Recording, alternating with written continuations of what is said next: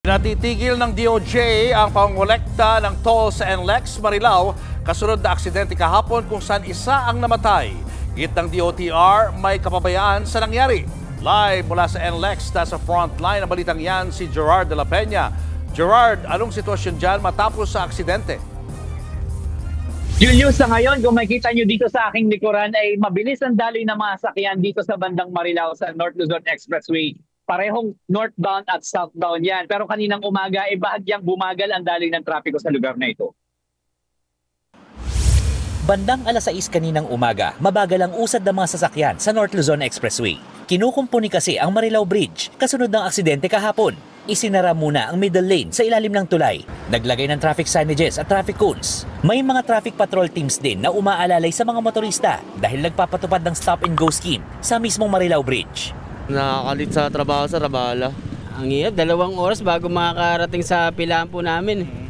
Kaya ang hirap din po kami sa pamamasada po.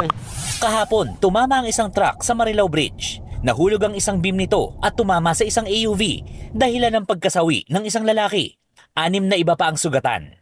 Pinagpapaliwanag ng DOTR ang toll operator kung bakit hindi sila dapat sampahan ng reklamong administratibo. Ipinag-utos din ni Transportation Secretary Vince Dizon na itigil muna ang pangongolekta ng toll sa bandang Marilao kung traffic naman. Dapat din daw ay magbigay ito ng tulong sa mga biktima at maglatag ng plano para sa pagsasaayos ng infrastruktura at pagkakaroon ng protocols sakaling magka-aksidente ulit. Matatanda ang inaayos na rin ang naturang tulay noong Marso matapos ding tumama dito ang isang truck.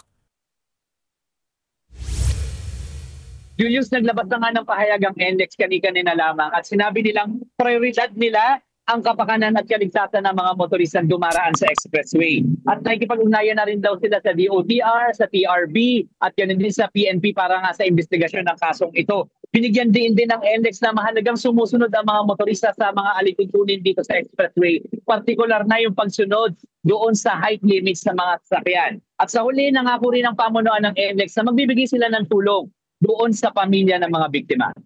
Julius. Maraming salamat, Gerard de la Peña. Mga kapatid, Julius Babaw po. Iba na ang may alam at may pakialam sa panahon ngayon. Para sa frontline ng mga balita, mag-follow at mag-subscribe sa social media pages ng News 5.